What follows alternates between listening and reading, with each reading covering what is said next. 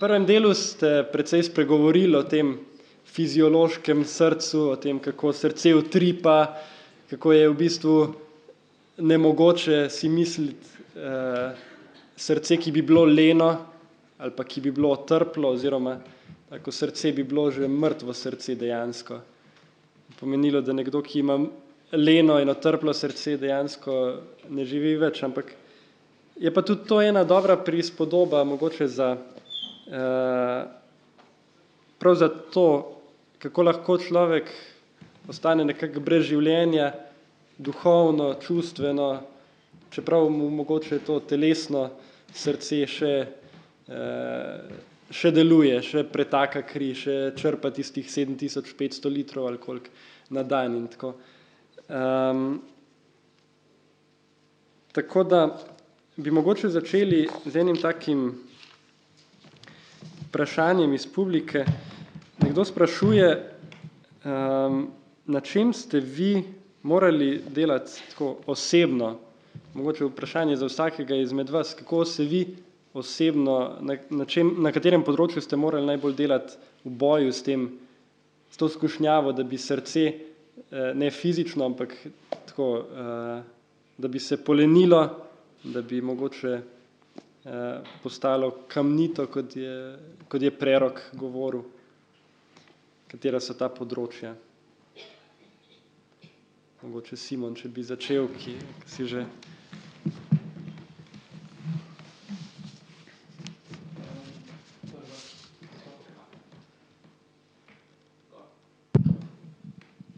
Hvala lepa.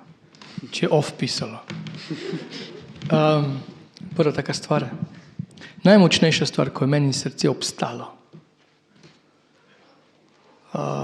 Vsaj v tem duhovnem smislu, ko sem se zgubil ali pa ko sem zgubil. Jaz sem se vedno športom ukvarjal in šport mi ogromno pomeni. Je bilo, ko mi je bilo to odzeto. Takrat parkrat sem bil operiran na kolenih in imam strogo prepoved približevanja žogi.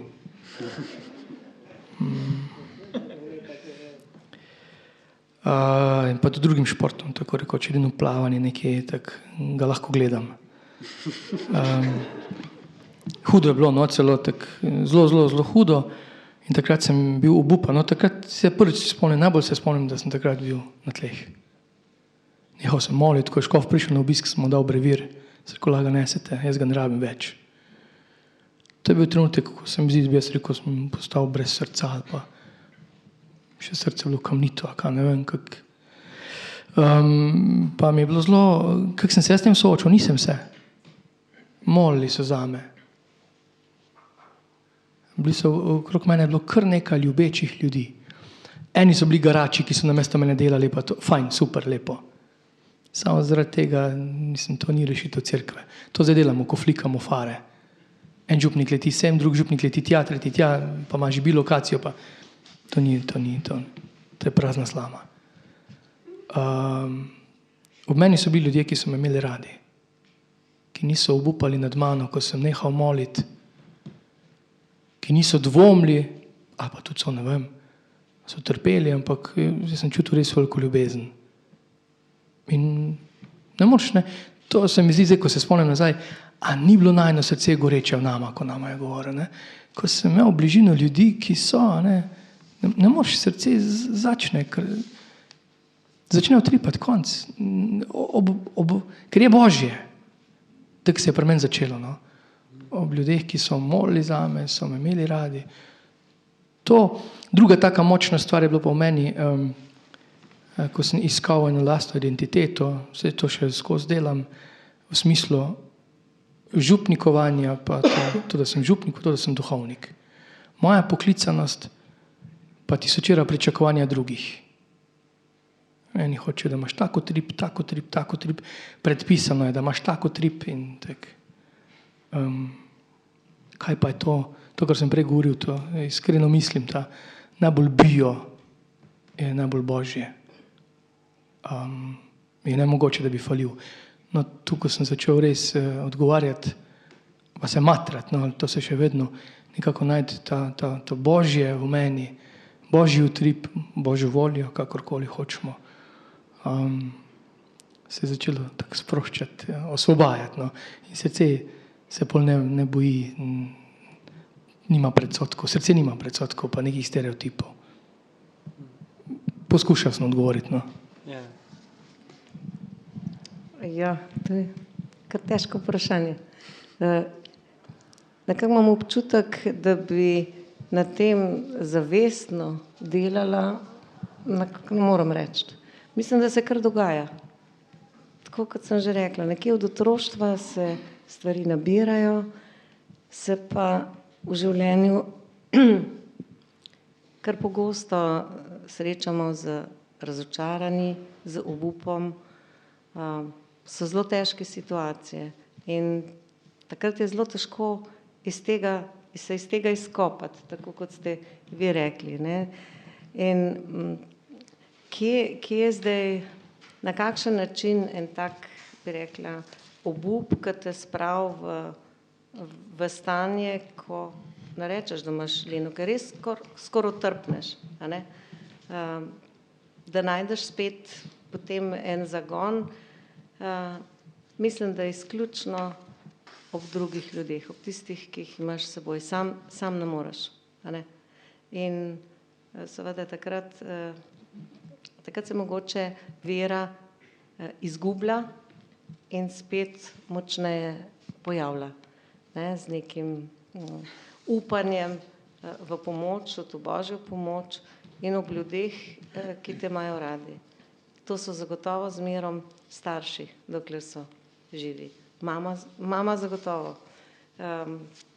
Čeprav si že sama mama, ne, odrasla, se tam malo potožiš in tako naprej. Potem pa v vsem svojem življenju najdeš spet eno moč, en zagon. Jaz mislim, da je prav družina tista, ki pri tem pomaga. Ne. Se pa to enostavno dogaja tako, jaz to vidim kot eno sinusoido, ne, to je matematičen pojem, ki govori, da se nekaj približujemo vrhu, pa imamo spet padce, pa spet vrhu. Ne. Če narediš eno povprečje tega, je bolj ravnina, če bi se štel padce, vzpone, pa v resnici so padci in vzponi. Ne. In najdete to energijo, ne, tako kot jo ima fiziološko srce kot tako, danes govorimo bolj o prenesenem pomenu v srcu. Fiziološko srce je tako, kot je bilo rečeno, ne, dela hitro, dobro, odvisno od temperature, od gibanja, od vsega tega. Malo pred tem, če se ohladimo, če zmrznemo, če temperatura bo začela zelo, zelo počasi biti.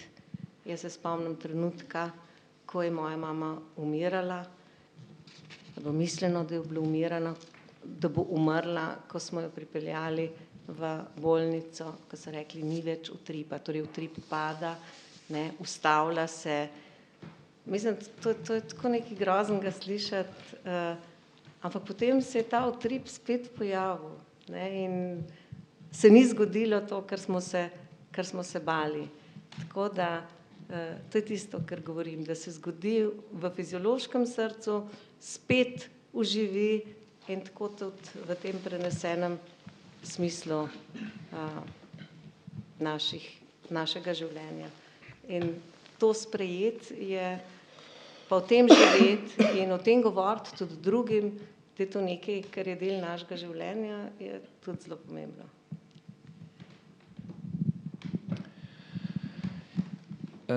Prvo bi rekel, srce ima druge standarde za lenost kot vsi ostali organi, ono skozi dela. Ne? In če se srce ne more dovolj hitro prilagajati na potrebe, rečemo že, da je leno, se mi zdi. Kar se pa tiče, prav razumem vprašanje, s čim se sam najbolj sem se boril. Jaz sem rekel, še zdaj se borim z enakimi zadevami kot kralj David. Ne? Če pomislimo, kralj David, koliko dobrega je zapisano v njemu v Svetem pismu. On je bil mogočen kralj, polno psalmov je napisal, ne vem, zaradi njega se je prerodilo Božje ljudstvo. Pa vendar ne, se je boril s takimi, nekako bi rekel, vsakodnevno lenobo. S tem se tudi jaz najbolj borim. Tisto drobno vsakodnevno lenobo, ki se ti zjutraj ne da vstati, ko žimnica zmaguje nad menoj, ko ne vem, se pada zunaj en droben dež, pa se ti nalup vstati, pa obleči, pa iti laufati, recimo, če tako rečem. Ko čakaš do zadnjega trenutka ali pa do predzadnjega trenutka, da se na ta večer danes pripraviš. Eno tako vsakodnevno lenobo. S to se je meni tako težko boriti. Takole, no, na kratko bi takole rekel. Vsakodnevna lenoba se mi zdi najhujša. No.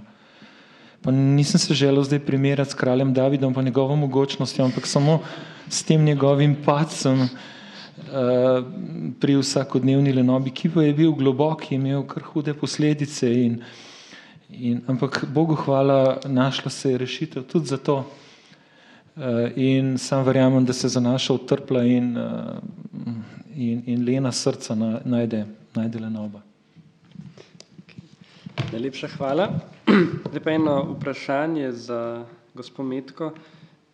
Kako komentirate podatek, da na eni od ljubljanskih fakultet, na Fakulteti za socialno delo, študente silijo v izrekanje za pravice manjšin oziroma za zakon o družini? Če se študent izreče proti, mu ni dovoljeno opravljati določenih izpitov, kar za študente prinaša negativne posledice. Glejte, to je stvar, ki smo jo že doživeli. Samo tam kakšnih 40 let nazaj ali pa še več. Samo v drugi obliki. Temu se reče nek totalitarizem. In to, kar se dogaja, je to.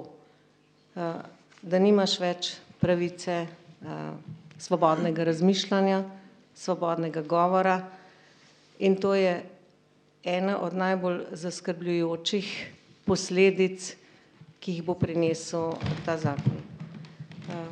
Morda ljudje o tem ne govorijo, toliko ne razmišljajo. Mi, rekla v tej naši koaliciji za otroke gre, ki zdaj v tem času hodimo po Sloveniji, kjer so organizirani različni dogodki, kamor nas povabijo, ljudem govorimo o argumentih. In kot pravim, odvzem svobode je eden najhujših, ki jih bomo deležni. Najbrž že tisti, ki ste malo starejši, se spomnite pogojev za zaposlitev, ko je pisalo, da lahko dobi neko zaposlitev oseba, ki ima moralno-politične kvalitete. V resnici je to pomenilo, da ima članstvo v Zvezi komunistov ali pa to ni nikjer pisalo, tako se je reklo, ne? Ker samo izrazoslovje se vedno prilagaja neki situaciji in zamegli, kaj je. V resnici se pa ve, kaj je to. No, in ko si iskal neko službo, in to so bile predvsem zaposlitve v pedagoških poklicih, absolutno na univerzah, a ne? Tako se je potem naredila selekcija kadrov, ki še danes velja. No, in to, kar se tam dogaja, kaže na, kot pravim, kar na težke posledice, namreč treba je pomisliti, kdo so oziroma kakšno je poslanstvo oziroma poklicanost teh študentov, ki danes študirajo socialno delo.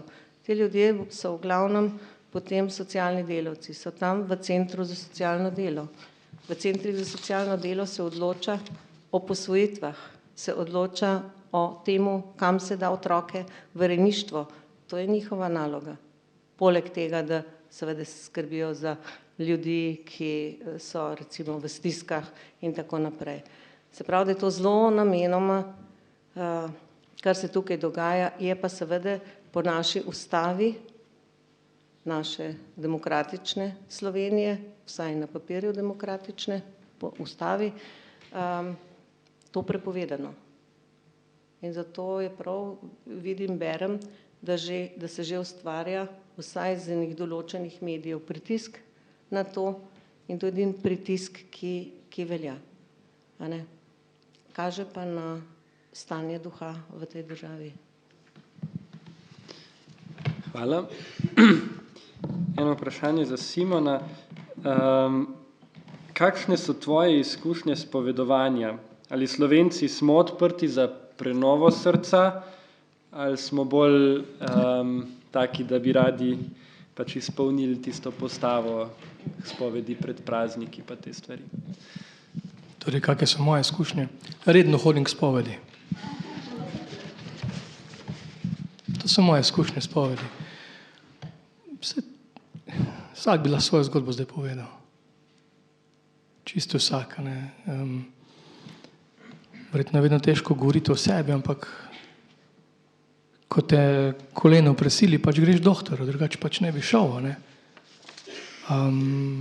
Ko pa se zavem, da je sakrament res božji dotik, da je res božja ljubezen, potem toliko bolj. Ne vem, jaz nimam za nekih statističnih podatkov. Zdi se mi, če tudi ne želim zdaj razpredati o tem, to lahko rečemo. Ne? Če sem jaz kot spovednik, verjetno imamo različne darove, tudi nič slabega, a ne roka, noga, noga. Kot duhovniki smo vsi poklicani že tu, da dajemo odvezo. Izkušnjo imam. Če dam možnost, potem se več ali manj tudi izkoristi. Predvsem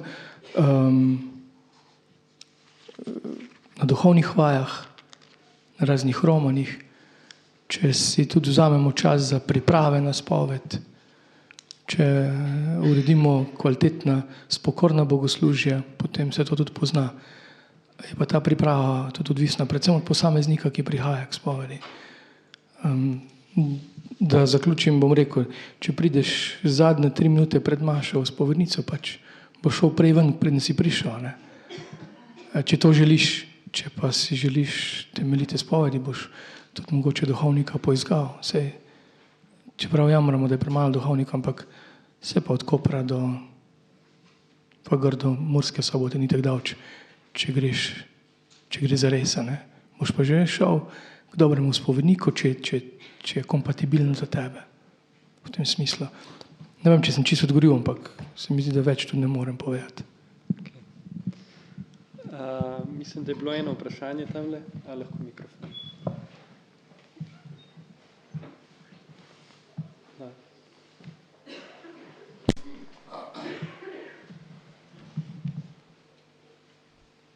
Za hrbtom imata na steni srce, ki je bele barve, ponovadi je rdeče. Je to normalno?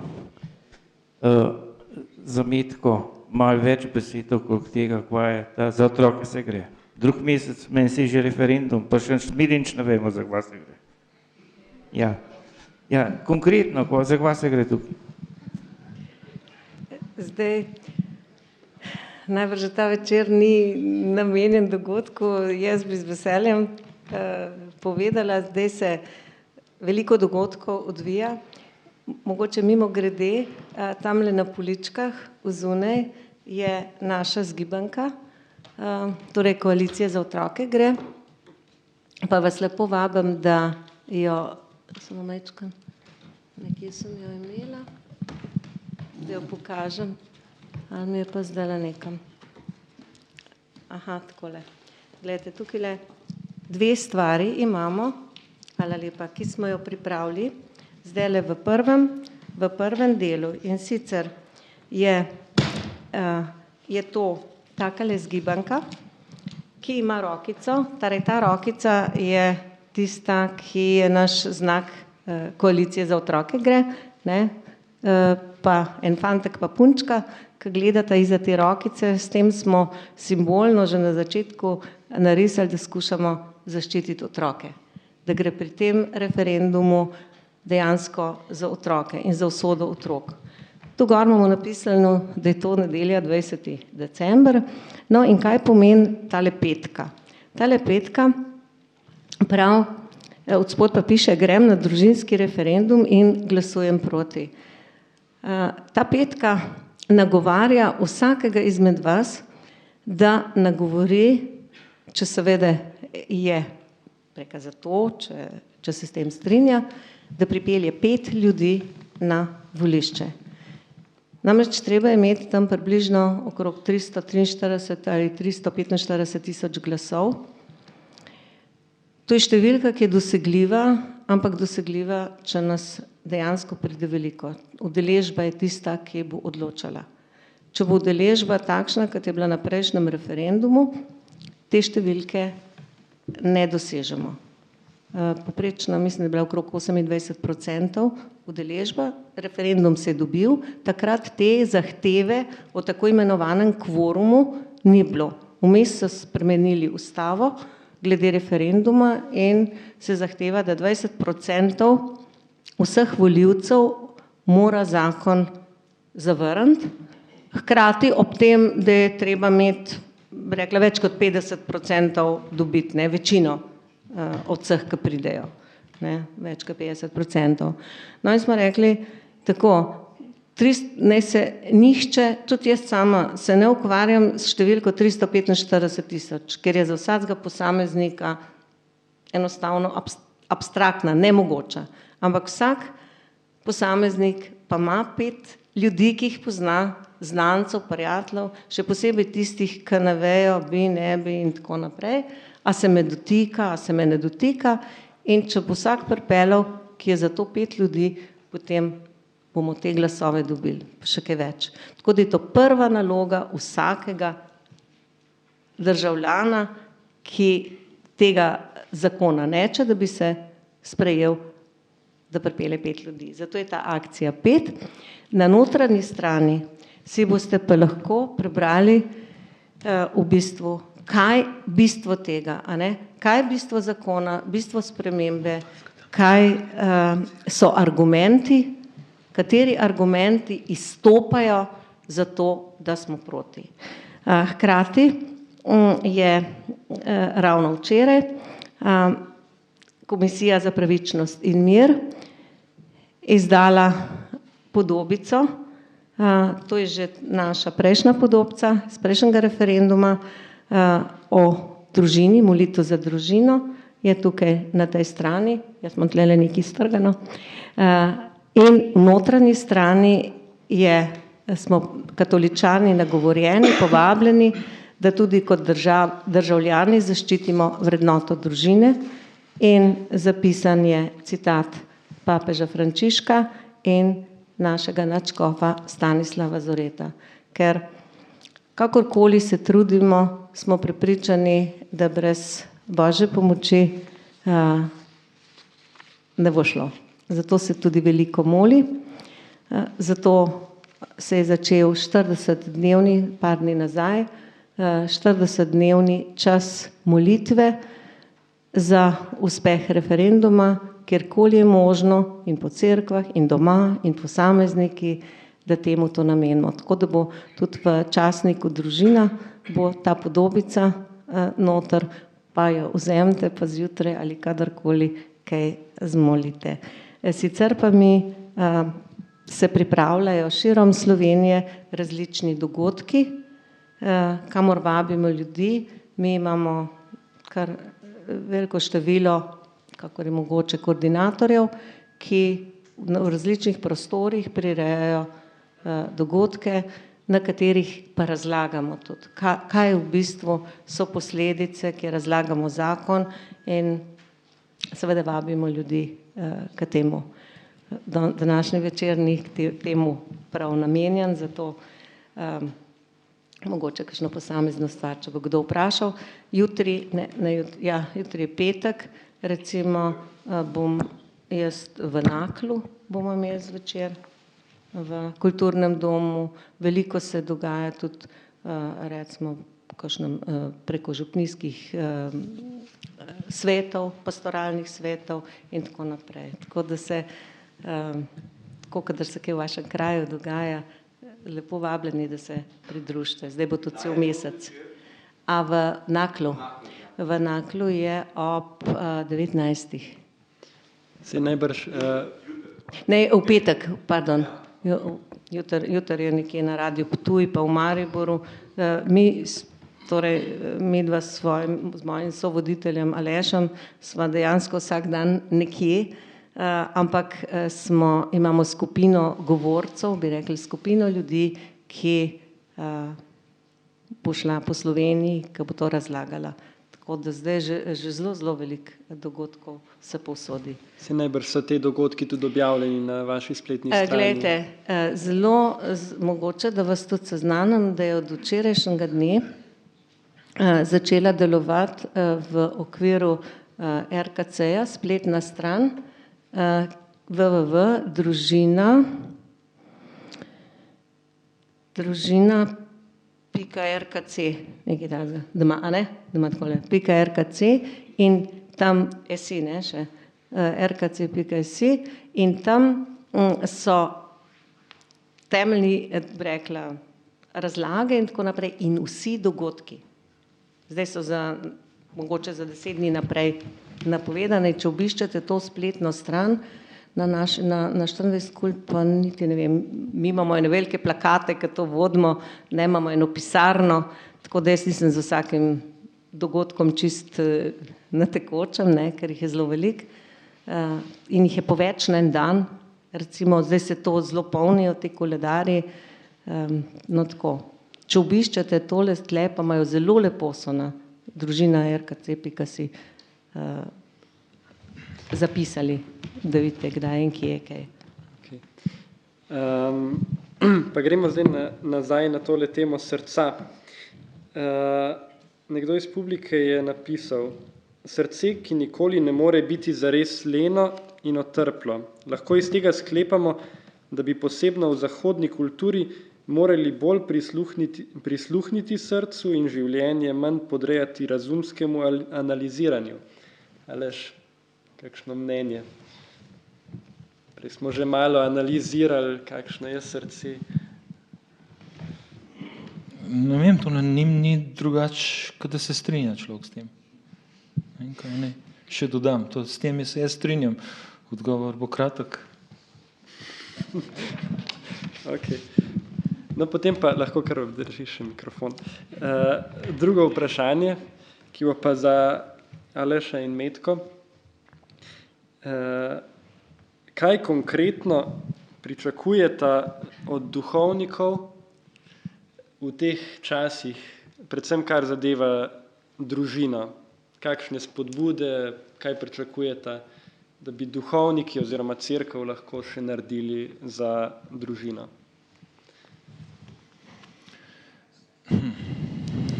So taka težka vprašanja. Kaj bi duhovnik naredil za družino?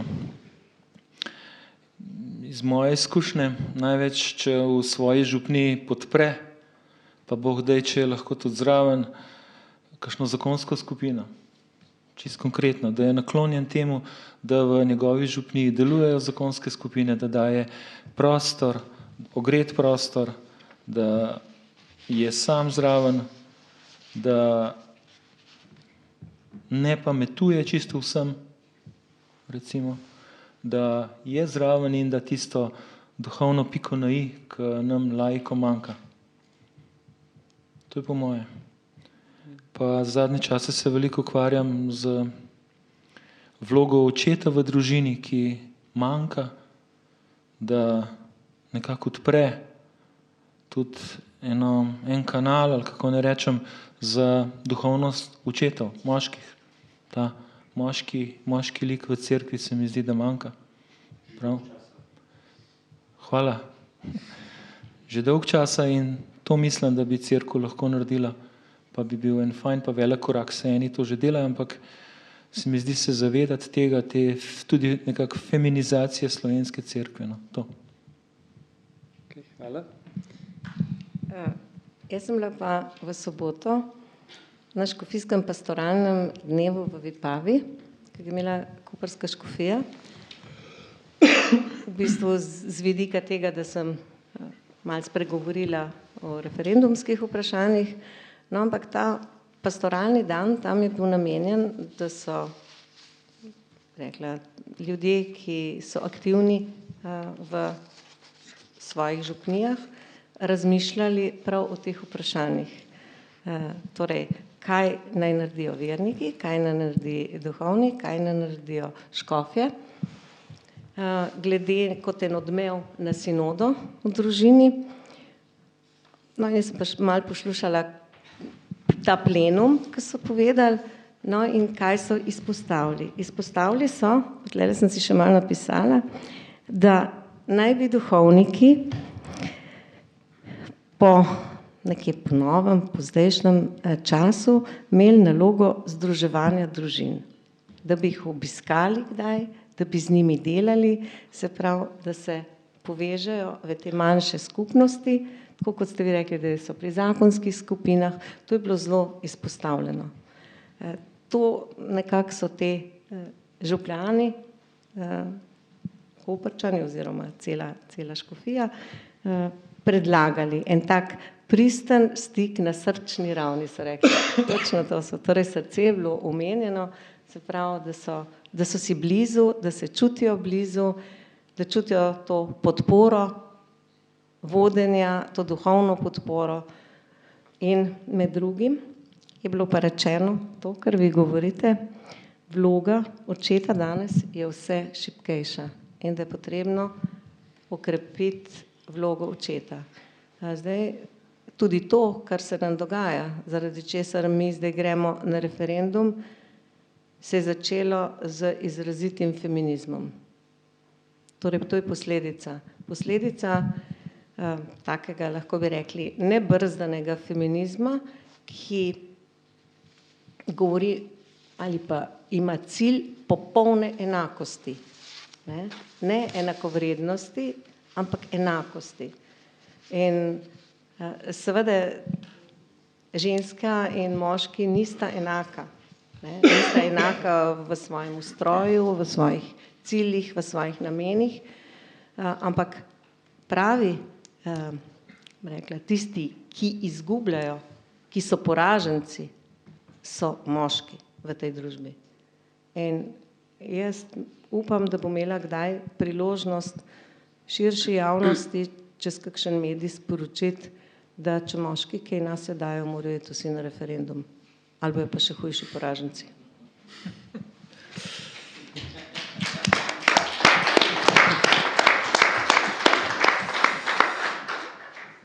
Simon, precej svojega pastoralnega dela posvečaš tudi mladim. Kakšna so njihova srca, kako jih vidiš? So budna, čuječa, lena, otrpla? Kako ti recimo odgovoriš, ko vidiš, da se nekoga loteva lenoba?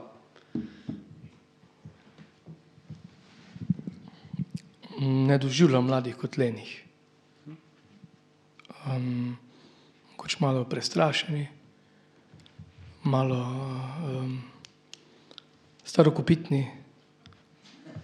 To jim večkrat rečem, pa mislim, da govorim resnico. V kakšnem smislu starokopitni? Čist. Recimo letos smo šli na Camino.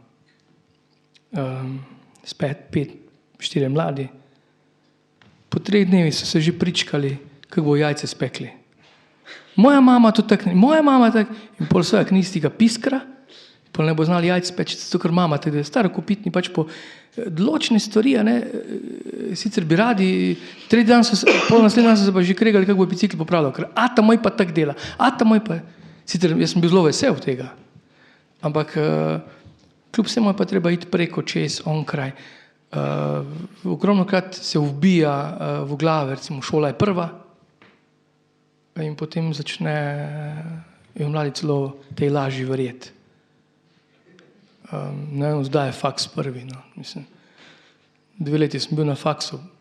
Faks živi dalje, tudi ko mene ni. Tu, na tem faksu. To ne more biti najpomembnejša stvar v mojem življenju. Dobro, da se vrnem nazaj na mlade. Ne. Se mi zdi, ko se srca srečajo, ko se utrip začuti, kar gre, sej so stvari, ko sem prej govoril o teh lupinah, ko se srce zaščiti. Življenje je tako melje v pozitivnem smislu, ne? Da se potem srce slej ko prej tudi osvobodi, če se le da. Tako da pride ta pristnost na dan.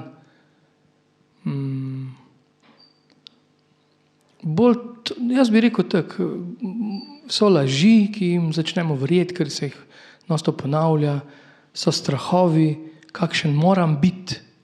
To mladi dosti nosijo sabo, to doživljam. Ne doživljam pa res kot lene. Bi lagal sam pri sebi, pa krivico bi delal. Mogoče časi celo tak, torej pretiravanje v kakem smislu. Preforsiranje. To bolj, tudi gre tudi za zlorabo srca. Bom dal še, vidim, da imata voljo. Ja. Jaz imam tudi precej stika z mladimi. Jaz pa doživljam, da mladi ne odrastejo, da predolgo ne odrastejo. In to je to. Če se sklicujejo odrasli, da moja mama speče jajce tako ali drugače, se pravi, da ni odrastel. In to čutim pri študentih, s katerimi delam. In nimajo še prave identitete, pa bi jo morali imeti.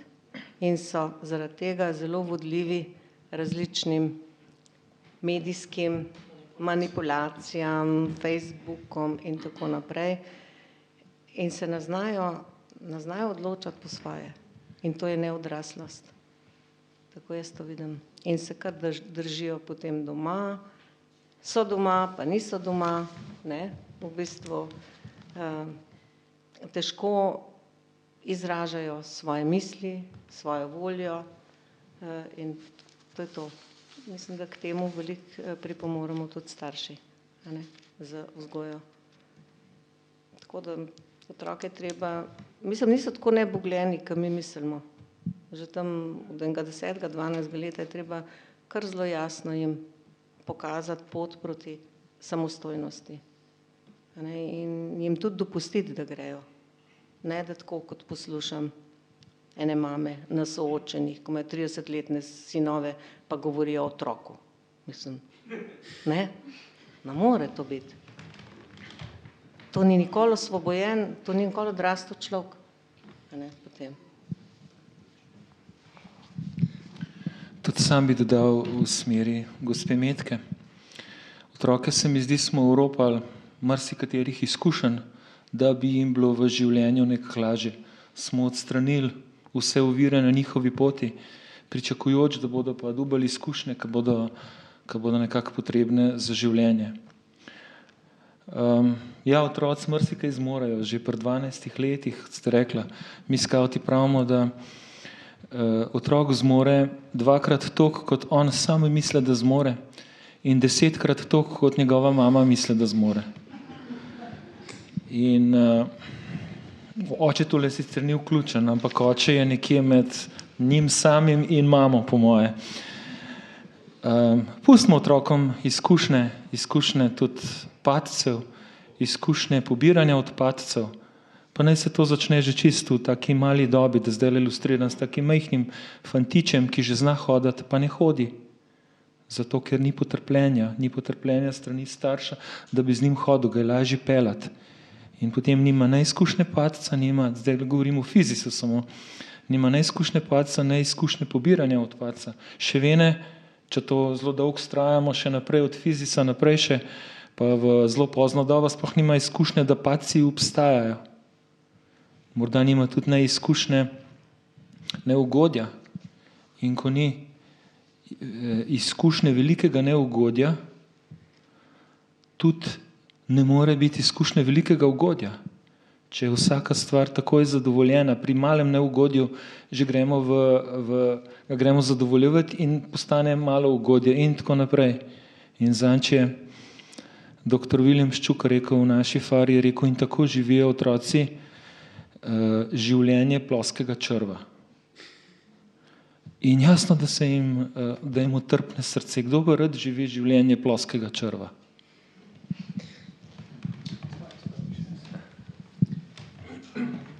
Ena stvar, ki jo že dlje časa tako sledim, perfekcionizem, ki se zahteva. To sem že kot kaplan sem začel provocirati. Miss Perfect kompleks. To si vedno rad sposobnim gimnazice. Pač od gabrologije naprej je to šlo. Ministra Gabra. Torej, če sem postavil vprašanje za kakšne podatki, odgovori so bili podatki, se je najdel zagotovo kdo, ki je znal odgovoriti. Če sem pa vprašal za mnenje, sem večkrat ostal brez odgovora. Kaj misliš? Zato, ker ne zna odgovoriti, je rajš tiho, ne? Ker ne ve, kaj je pravi odgovor, kaj bi jaz mogoče rad slišal. In to se mi zdi zelo hudo. In če ni popoln odgovor, sploh rajš ne odgovori. Tako da jaz zdaj zelo rad že z tam malimi pingvini prve ruko grem ravno to, ne? Kak pa ti, kak pa kaj. In vse so. Po drugi strani pa vidim tudi zelo goreče mlade, no? Ko se pa vname srce, pa nas pa šišajo po levi in desni. Hvala Bogu, ne? Tako da je. Samo smo jim res velike ovire postali. To je pa to stvar idolov, idealov. Ne? To so taki ideali, ki so 2 dni na sceni, pa jih ni. On gradi se matra, potem ideal zgine. Tako. In so opeharjeni, oropani marsikdaj. No? Težko je. Govorim na podlagi